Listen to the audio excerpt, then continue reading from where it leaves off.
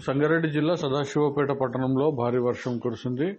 ఈ నేపథ్యంలో రోడ్లపై వర్షపు నీరు నిలిచి ఉంది. మరోవైపు వర్షం కారణంగా పలు చోట్ల విద్యుత్ సరఫరాకు అంతరాయం ఏర్పడింది. భారీ వేడి ఎండ నుండి వర్షం కురిసిన నేపథ్యంలో కాస్త ఉపశమనం లభించిందని స్థానికులు తెలిపారు.